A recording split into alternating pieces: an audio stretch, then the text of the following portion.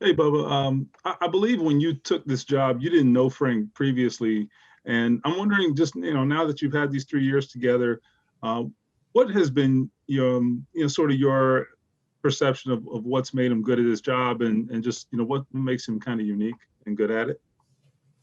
Well, first off, I think Frank's a phenomenal leader. I think that he sets, a great example for our team, you know, as far as his approach to the game. I think, his perspective of a former player, he can relate to a lot of the players and how they see a lot of things. And I think it helps him, with his ability to make decisions and, cater to how they feel and how a coach feels at the same time. He's done a great job with our team and the development of our young players.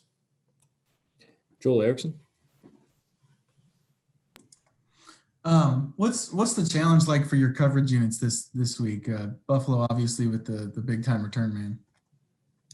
Yeah, Andre Roberts, he's the best combo returner in the league. He's been all pro for a few years, all pro or Pro Bowl player this year. Aggressive runner, downhill runner, has really good play strength, stays on the move, doesn't slow down a lot, very aggressive as far as, willing to return the ball from anywhere on the field. We understand that it's a big challenge for us, but, our guys are really excited about it. We've gone against a number of good returners this year, and Patterson, Wilson in Cincinnati.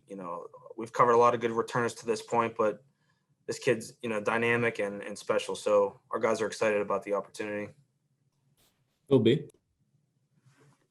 Yeah, Bubba, just wondering if your message to special teamers is any different before a playoff game than a regular season game.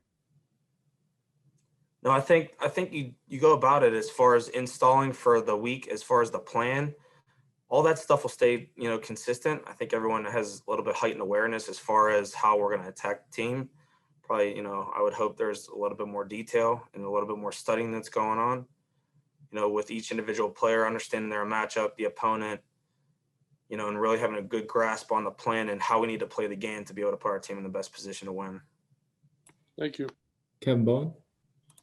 Bubba, what would you say Rod's range is? I know you guys haven't kicked a ton of long field goals this year, but what would you say kind of his top range is?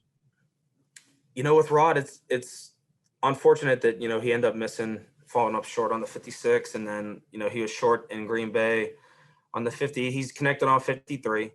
The thing with Rod is, if you go back and look at the kicks where he's had the longer attempts, he has hit a little bit of the ground, so didn't really get clean on the ball. So, he's hit anywhere to 60 in practice. It just depends on the scenario as far as weather, conditions, things like that. So he's hit those distances before. It just depends on, the weather and all that. Typically, in your experience, maybe either in the stadium or just in colder weather games, does that shrink that distance a little bit?